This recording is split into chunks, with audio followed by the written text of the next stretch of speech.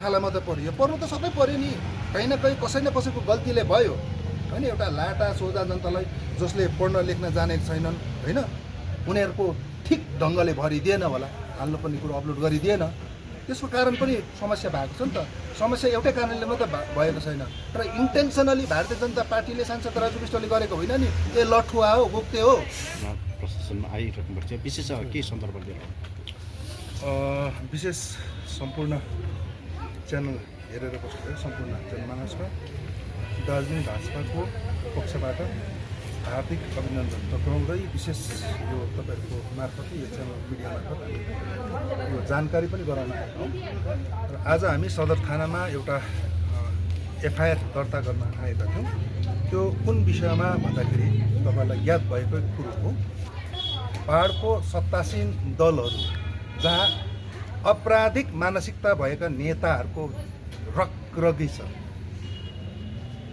मदन तामाङ हत्याकाण्डमा पर्ने हत्या आरोपीहरू नेता बनेर बसेका छन् भ्रष्टाचार गर्ने भ्रष्टाचारीहरू नेता बनेर बसेका छन् अनि जनतालाई सही इन्फर्मेसन दिन चुकिरहेका छन् उनीहरू जानी बुझी उहाँहरूले जनतामा एउटा भ्रम फैलाउने जनतालाई एसआइआरको नाममा सन्तास फैलाएर दार्जिलिङको साधारण लाटा जनताहरूलाई उक्साउने प्रयास गर्दैछन् यहाँको शान्ति श्रृङ्खला भङ्ग गर्ने चेष्टा गर्दैछन् हुन त हामी सम्पूर्णलाई थाहा छ एसआइआरमा पश्चिम बङ्गाल सरकारको सुरुको दिनदेखि विरोध रहेको थियो त्यही विरोधाभास अनि विरोध यिनीहरूले पनि जसरी उहाँको आफ्नो दिदीले गरे उनीहरूको मुख्यमन्त्रीले गरे त्यसरी नै त्यही भाषाहरू यहाँ प्रयोग गरिरहेको देख्यौँ र एसआइआर सम्बन्धी जतिवटा उहाँहरूले कुराहरू राख्यो माने एसआइआरलाई एनआरसीसँग ट्याली गरेर एनआरसी नै हो एसआइआर भन्ने जुन भ्रमपूर्ण कुराहरू गरिरहेका छन् डिटेक्ट डिलिट र डिपोर्ट भनेर जुन भाषाहरू उहाँहरूले प्रयोग गरिरहेका छन् यी जम्मै कुरोहरूलाई यिनीहरूले एसआइआरमाथि फैलाएको जुन भ्रम छ यसले गर्दाखेरि पहाडको शान्ति श्रृङ्खला बिग्रन सक्छ किनभने साधारण जनताले बुझ्दैनन् किन डिलिट भयो बिचराहरूको किनभने कतिजना हाम्रो विशेष गरेर कमान क्षेत्रकोहरू तराई क्षेत्रमा आदिवासी क्षेत्रका आदिवासीहरू राजवंशीहरू पढेका हुँदैनन् उनीहरूको कुनै न कुनै त्रुटिले गर्दाखेरि डिलिट लिस्टमा परेका छन् अथवा विचाराधीन अवस्थामा छन् तर यति हो जो भारतीय नागरिकहरू हो उनीहरूको काटिँदैन हामी पनि पूर्ण पार्टीको पक्षबाट पूर्ण सहयोग गरेका छौँ र गरिरहेका छौँ भनेर हामीले बारम्बार भन्दै आइरहेका छौँ तथापि उनीहरूले जम्मै विषयलाई एनआरसीसँग मुछेर माने यो चाहिँ भाजपाले गराएको यो चाहिँ भाजपाको एजेन्डा हो माने गोर्खाहरूलाई चाहिँ विदेशी बनाउन लागि यहाँबाट खेदौरी लाउँछ यो एसआइआरले गर्दा भन्ने यो भ्रमपूर्ण गरेर एउटा भय उत्पन्न गर्ने यो भयको वातावरण सृजना गर्ने भरपूर मात्रामा चेष्टा गरिरहेका छन् हिजै मात्र देख्यौँ हामीले रातारात राति बाटो अगाडि पोस्टर टालेको छ साथी हो सत्ता तिमीहरूको छ तिमीहरूलाई के को डर हिम्मत छ आँट छ भने दिउँसै टाल्नु पर्यो यहाँको सत्ताधारीलाई चाहिँ के को डर हुनु किन राति राति चोरले जस्तो के अरे पोस्टर टाल्नु हुन त उड्दा बस्दा खाँदा खालि कमिसनको हिसाब गर्नेहरूले एसआर माथि रिसर्च गरेका छैनन् पढेका छैनन् जहाँसम्म हामीलाई लाग्छ अनित थापा पनि हावाको कुरा बोलिरहेका छन् आलोक कान्तमणि गुरुङ केशवराज पोखरेल के भएको त्यो भाइहरू पढेका भाइहरू भाइ अलिक स्टडी गरेर बोल्नुपर्छ अलिक तथ्यमा बोल्नु नि कमसेकम जम्मै ठाउँमा राजनीति हुँदैन र एसआर भन्ने कुरा आज भारतीय जनता पार्टीले लगाएको होइन भाइ हो अरे पढ रिसर्च गर न भाइ हातमा फोन छ एन्ड्रोइड फोन छ इन्टरनेट छ अहिले इन्फर्मेसनको युग हो एआईको युग हो भाइ लाजामोड त के बोलेको न तथ्य छ न के छ त्यसरी भ्रम गरेर हुन्छ र यो भ्रमपूर्ण जुन कुराहरू गरेर भ्रामक प्रचारहरू गरेर यहाँको शान्ति श्रृङ्खला भङ्ग गर्ने जनतालाई उक्साउने जुन प्रयास गरेका छन् त्यसको विरुद्धमा हामीले यहाँ एफआइआर गरेका छौँ त्यसमा अनित थापा लगायत आलोक कान्तमणि थुलुङ केशवराज पोखरेल एसपी शर्मा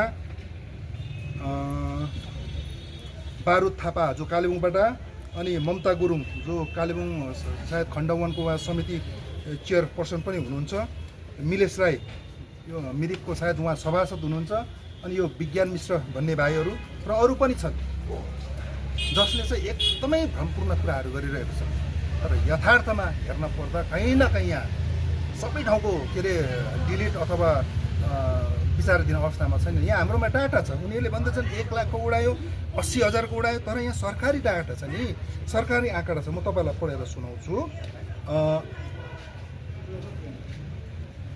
अन्डर एजुकेसनमा तपाईँको 24,658 आएको छ। अब यो अन्डर एजुकेसन भनेको यो विचाराधीन अवस्थामा कन्सिडरेसन भनिएको, यसको कुनै समस्या हुँदैन, 100% सिट छ उहाँहरूको। त डिलिटेडमा दार्जिलिङको मात्रै 2172, यसमा कतिजना शिफ्ट दार्जिलिङदेखि शिफ्टेड पनि भएको हुनसक्छ, कतिजना मरेका पनि हुन सक्छन्, कति के पनि हुनसक्छ, अथवा कतिको बिचरा कुनै कागजपत्रको त्रुटिले अथवा बिएलओको गल्तीले, बिडिओ अफिसको गल्तीले, होइन त्यो गल्तीले पनि त्रुटि भएको हुनसक्छ। हामीले सहयोग गर्नुपर्ने हो नि। त्यसरी नै खरसाङको छ तपाईँको अन्डर एजुकेसनमा तपाईँको 14,534 आएको छ, डिलेटेड 1,475 आएको छ।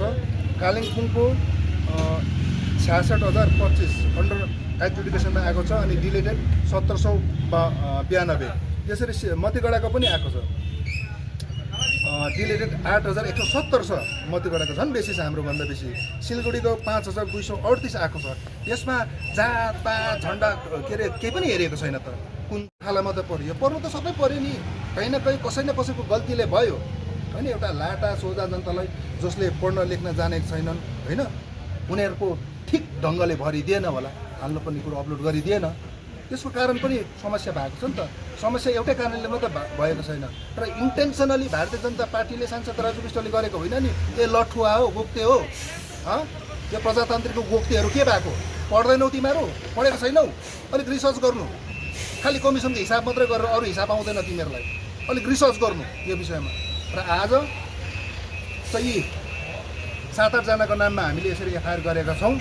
हामीले बरु पुलिस थानालाई, पुलिस प्रशासनलाई एकदम यो रिक्वेस्ट गरेका छौँ, यो प्रकारको यहाँको शान्ति श्रृङ्खला भङ्ग गर्नेहरूको विरुद्धमा कठोर कारबाही हुनुपर्छ। यहाँको जनतालाई उक्साएर यहाँको सामाजिक वातावरण बिगार्ने जुन चेष्टा गर्दैछ, यसको एकदमै कडाभन्दा कडा एक्सन हुनुपर्छ भनेर हामीले माग गरेका छौँ। सँगसँगै यहाँ 1-2वटा मिडिया, सबै मिडिया होइन, 1-2वटा मिडियाले एकदमै बायस तरिकाले, एकदमै पक्षपाती भएर एसआइआर बारे सठिक जानकारी नदिएर प्रजातान्त्रिकहरूको क्याडरहरूलाई उभ्याएर यहाँ रिपोर्टिङ गरिरहेको छ। हामी लाखेस गर्छौँ त्यो मिडिया हाउसहरूलाई पनि कानुनी कारबाही गर्न नपरोस्, हामी रिक्वेस्ट गर्छौँ। हो, आज दलहरूमाझ राजनैतिक पार्टीहरूमाझ आपसमा आरोप प्रत्यारोप हुन्छ, त्यही पनि भोटको सिजन हो, तर एउटा मिडिया हाउसले जनतालाई सठिक र सही जानकारी दिनुपर्छ। त्यो धर्म हो एउटा मिडियाको। एउटा बायस भएर टिएमसीको लागि प्रचार गर्ने उद्देश्यले, प्रजातान्त्रिक मोर्चाको क्याडरहरूको निम्ति प्रचार गर्ने उद्देश्यले त्यो क्याम्पेन त्यसरी गर्नु हुँदैन। आज भाजपाको गल्ती छ भने देखाओस् न, लु भारतीय जनता पार्टीले राजु विष्टले गल्ती गरेको छ भने देखाओस्, कहाँ छ उनीहरूकोमा तथ्य। तर यो तथ्यहीन कुराहरू मिडियाहरूले पनि नगरोस्। मिडियाको साथीहरूलाई विशेष अपिल, र कुनै आजसम्म भयो र भोलिको दिनदेखि यो प्रकारको जनतामा भ्रम फैलाउने, जनतालाई उक्साउने, यहाँको माहौल खराब गर्ने कुनै मिडियाले गर्छ भने मिडियालाई पनि हामी छोड्दैनौँ। र यिनीहरूलाई त जसले धट्टुवारे, यो आफ्नै जाति मासेर, आफ्नै माटो बेचेर, आफ्नै जमिन बेचेर, यहाँ भएको हाम्रो एसेटहरू सकेर, अफिसहरू बेचेर यो बेचुवा व्यापारीहरूको त हामी खैरो मात्रै खाँदैनौँ, यिनीहरूको विरुद्धमा कडाभन्दा कडा कारबाहीमा हामी उत्रिन्छौँ। भारतीय जनता पार्टी भन्दै जनतालाई नातिनुहोस्। पार्टी कार्यालयमा दार्जिलिङ, कालेबुङ, खरसाङमा हामीले अनलाइन अफलाइन जम्मै खुला राखेका छौँ। हाम्रो कार्यकर्ताहरू 12 घन्टा लागेर बसेर यो एसआइआरमाथि जहाँ जहाँ सहयोग पुर्याउनु पर्ने त्यहाँ हामीले पुर्याइरहेका छौँ। तपाईँलाई कुनै प्रकारको असुविधा भयो भने ठाउँ ठाउँमा हाम्रो कार्यकर्ताहरू छ, आउनुहोस्। हामी पार्टी झन्डा हेर्दैनौँ, हामी प्रजातान्त्रिकको तिम्रो गर्दिन भन्दैनौँ, तिमी टिएमसीको उता जाऊ भन्दैनौँ। हाम्रो मान्छेलाई परेको छ, भारतीय नागरिकहरू काटिनु हुँदैन, हाम्रो मान्छेहरू छोडिनु हुँदैन भन्ने हाम्रो उद्देश्य हो। यहाँ हामी झन्डा के अरे पार्टी धर्म हेर्दैनौँ। र जनतालाई पनि त्यही अपिल गर्छु, प्यानिक हुने कुनै प्रकारको आवश्यकता छैन। तपाईँहरूको नागरिकता काटिएको होइन, तपाईँहरूलाई भ्रममा पार्दैछ, झुटा कुरा गर्दैछ, यो कुरो तपाईँहरूले बुझ्नुपर्छ। र कुनै पनि कुरामा तपाईँहरूलाई सहयोग चाहियो भने भारतीय जनता पार्टी तपाईँहरूको सेवामा निरन्तर रहनेछौँ भन्ने प्रतिबद्धता पनि म यो प्रेस मार्फत तपाईँलाई दिन चाहन्छु।